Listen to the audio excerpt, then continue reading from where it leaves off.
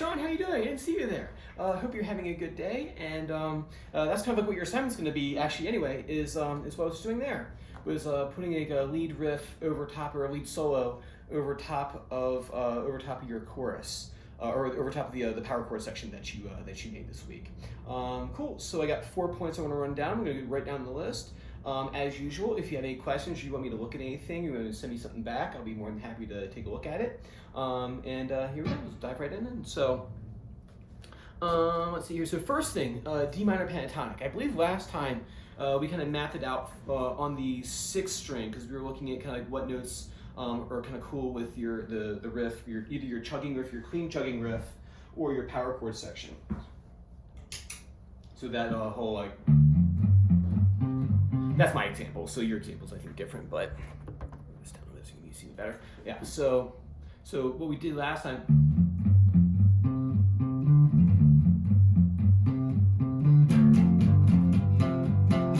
That sort of thing right there. So we mapped out that D minor pentatonic across that 6th string. What we're going to do now is we're gonna map out D minor pentatonic across the 2nd string. I mean, obviously, eventually you want to do them across all 6 strings in all the positions. But start with the 2nd string because I think that's the most useful right off the bat for what our purposes are going to be for today. So go ahead and write out the notes go ahead and take a look at the notes right here. I've written out D minor pentatonic plus the extra 2. I'll go ahead and circle those 2 extra notes we've added to it. The 2 extra notes we have are E flat and B flat. And we said before that I think this is a point that we tripped up on last time, and I think we cleared it up. Is just to circle back to make sure that we understand what's happening here. That just because there's 5 notes, we don't label them 1 through 5. These are scale degrees. So basically, take the whole like musical alphabet, A, B, C, D, E, F, G. They all get a number.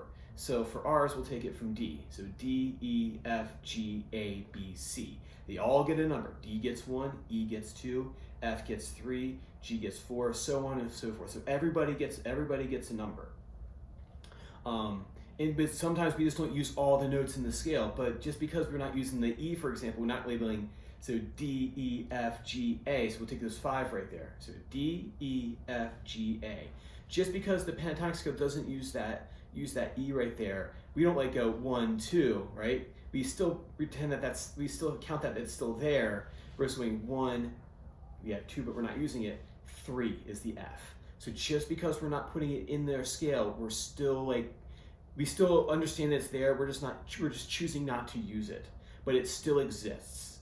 So that's how scale degrees work. So we have our minor pentatonic, D minor pentatonic. We have D is 1 because it's where we're starting from. E would have been 2, but we're not using it, so we're not going to put it in there. But it still exists, right? We're just going to see it, right? Number 3 is going to be F. So D, no 2, F. And it says 1, 2, 3. That's how that works. So in our case, though, for D minor pentatonic, we're adding 2 extra notes to the pentatonic scale. We're adding an E flat to it. And the reason is because in the key of D, E is natural, right? So you can go back to your music master theory book. We'll write out the key of D and go, okay, there's a D goes D, E. Well, wait a minute, E, but in this case it's E flat, so we call it the flat 2. If we had just a normal E in there, we would call it the 2nd, we call it the 2. But since it's in E flat and in D major, it's a natural note. It's an E natural all day long, right? We're going to call it flat 2 because we're altering that note from the major. So the major is our master scale, and any alterations made to it have to be adjusted accordingly. So in our case, D, D flat. All right, so I digressed there a little bit, but I thought it was an important point. We'll talk more about that next time, because I think that's important for us to fully understand, especially for the road that we're going down. So your assignment then is I want you to map out this D minor pentatonic with the flat 6 and the flat 2 across your 2nd string. So if you need to, get pencil and paper out, draw out the 2nd string, go there when you're on that boring ass work meeting, phone call that you have to be on this week. You can sit there and write out the D minor pentatonic with the flat 6 and the flat 2 on that string right there. So that's your first assignment. So get that down. While you're doing that, what Adam Jones does a lot in his playing in his lead solos, and I encourage you to listen to a lot of his lead playing this week. if you haven't already done so. He does a lot of tremolo picking, really fast picking passages. Kind of what I was doing there with this. I was going.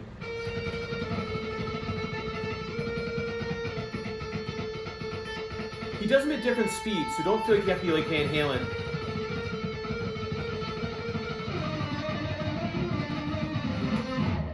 Anyway, started playing guitar last year.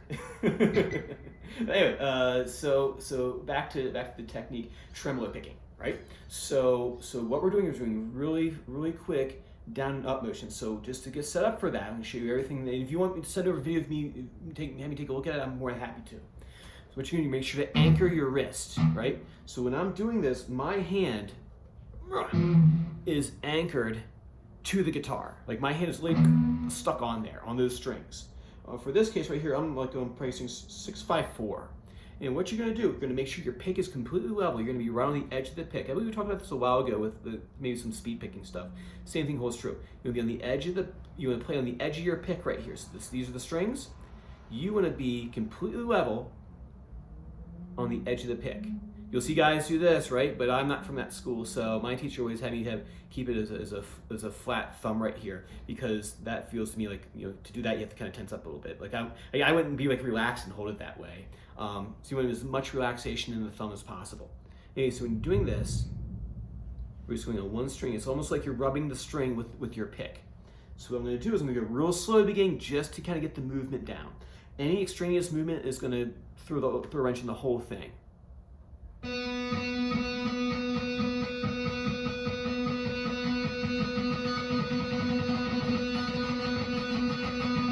So what I'm doing there is I'm basically on the edge of the pick, I'm going back and forth.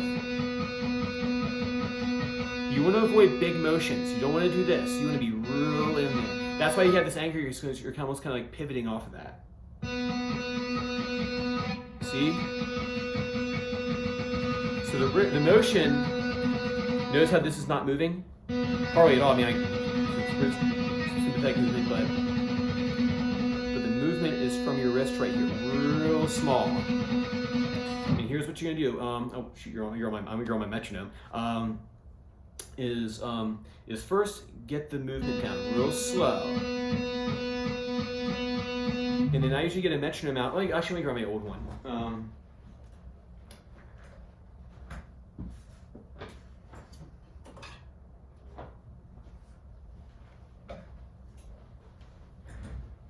So I'll set this gentleman's pace, like 80.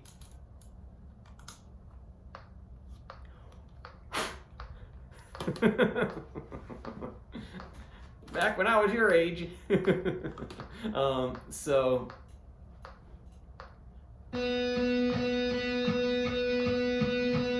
Now when you do this, you want to set the subdivision. So you wrote me back notation, so I know you read the rhythm notation. Like this is clicking chord notes right here. You want to set your metronome to be clicking a very fast subdivision, like a 16th note or an 8th note. That way you'll know if you're even or not. Sometimes what will happen is you kind of get gallops. But not even where so I'm still clicking, I'm still hitting with the metronome, but my attack is not even, it's galloping. So if you use a subdivision like a 16th note or an 8th note, that'll kind of keep you in check, and you'll know whether or not you're even or not. We're always striving for evenness.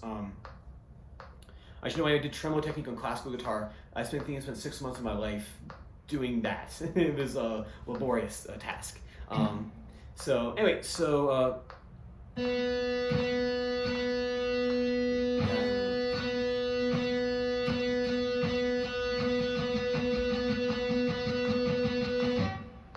I'll do like slow bursts, making sure that I'm even. So this first step is to make sure you can do that evenly with a good anchor here, a relaxed thumb. If your thumb does this, that means you're tightening up.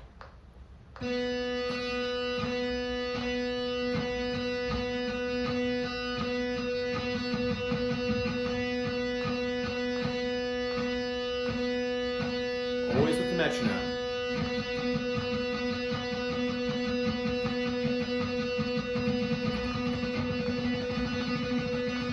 Right? So do that first, be able to do that evenly at a slow pace making sure that you're doing all the movements correctly. Because if you try to do it fast right off the bat and you haven't made sure that your wrist is anchored, you're not tightening up your thumb, and your pick is all discombobulated, playing it faster will not help you. And you won't be able to force your hand into it. You got to go slow and make sure you get the technique down. Once you get that technique down, you can bump that up a little bit, right? I'm going to bump this to 120.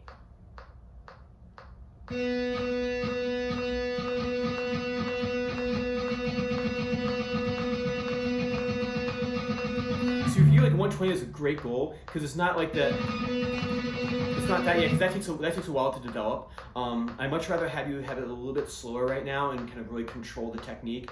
And then there's kind of like a break point where you kind of just let the pick fly. And I do a lot of training in that gray area because it's almost on the edge of like physically moving it each time and then just kind of like letting the pick just kind of go. So that's usually where I like to train this. Is that kind of like that spot that's actually the hardest to do.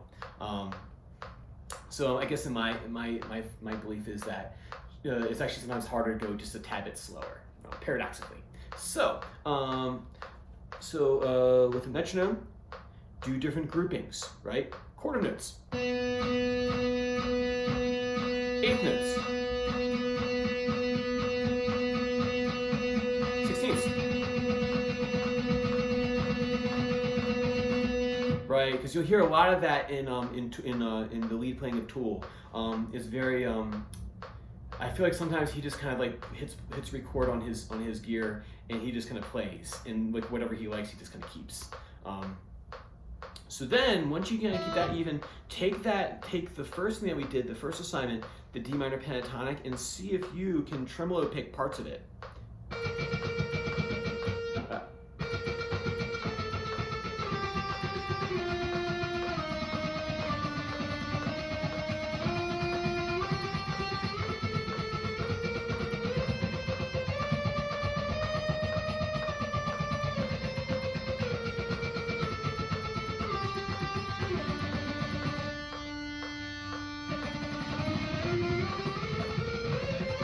But don't do that yet. Just keep it nice and easy. Don't go flying yet. Maybe you can try your hand at it, but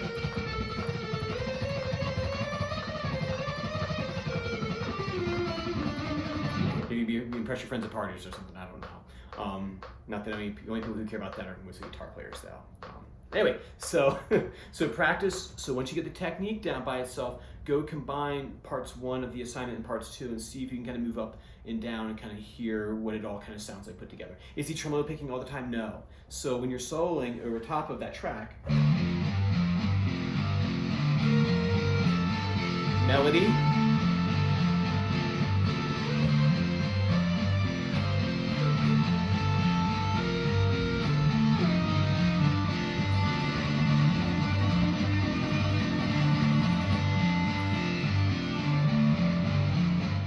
it's like cooking.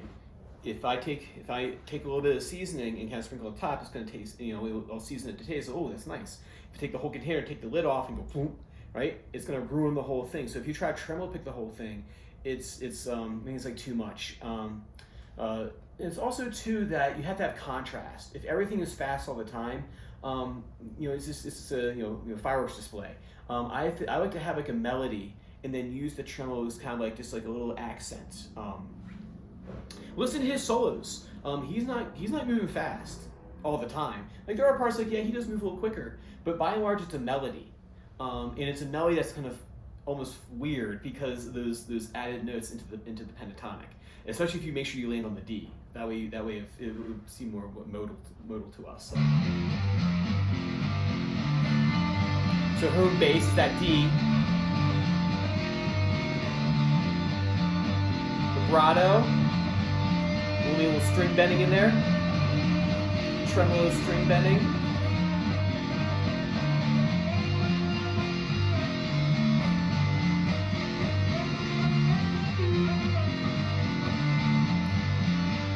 So I guess I've already kind of meandered my way into part 3, which is application. Put your power. So what I want you to do is take your power chord riff, kind of like what I did with mine, the one that I made, and put it in your looper and kind of play around with it. To be honest with you, really a lot of this is experimentation. I talked to Aaron from Intervals when I got that VIP thing, and I went went backstage and kind of was chewing his ear a bit on like how he writes and how he creates melodies, and he's like, dude, seriously, what I do is I put it in the looper and I just kind of play for like a while and record it and kind of go, oh, I like that part, I like that part, I like that part. So it's not like, all right, it's 9 a.m., time to be creative. You sit down with the looper and just let it kind of just do its thing, just going around and around and kind of seeing what ends up the ones you kind of gravitate back towards. It's a lot of trial and error. This part, the trial and error, you're not trial and erroring notes, you're trial and erroring your phrases. So you've kind of whittled down the notes that are going to work, but you're going to use your ear to determine like what melody line do you like.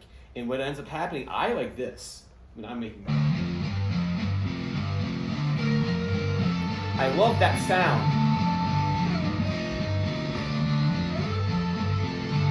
So I did there, I found, oops, keep on doing that. I found like a line that I like. It wasn't anything complex. It doesn't have to be. But I found a couple of things that I like to do repeatedly. So that's how your melody starts taking shape, is by you doing, you'll kind of find yourself always coming back to the same ideas. Play around with it, use a lot of minor second intervals, wide jumps, tremolo pick occasionally. You don't have to go fast, it's like nice and easy. Use distortion.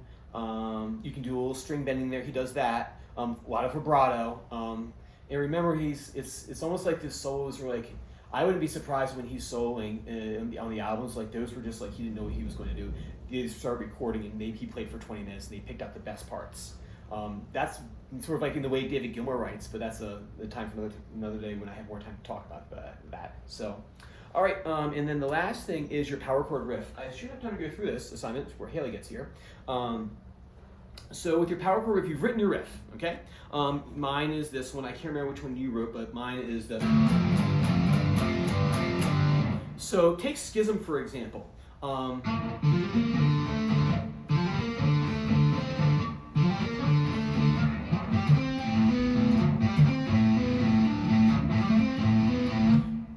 So the first one is this, right? That's his riff. That's what he came up with.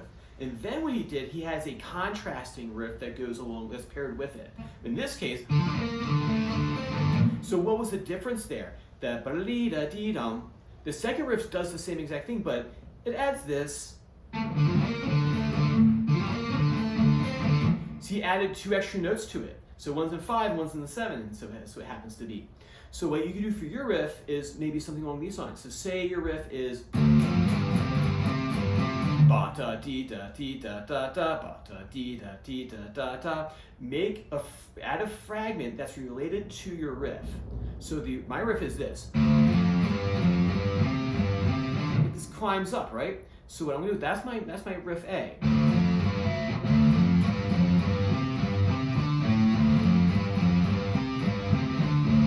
So there I added 1 extra note to it. All of a sudden now it's a different time signature, and that's why Tool is cool, is because their time signatures are shifting. But it's not crazy. All they're doing, running low on batteries, and time. So what they're doing is they're playing their main riff, and then they add a couple extra notes to that riff to make it an odd meter, like they did in the Schism. So my riff, riff 1, riff 2, same thing. And now that's not the most inspired note where I want it to go. Maybe something like this. Something like that. This is a little better. So in my riff, riff A, same riff. Riff 2, same thing, except for I'm adding 1 note. It's called a fragment. I'm adding a fragment onto my existing riff to make it a different time signature. Riff A, riff B.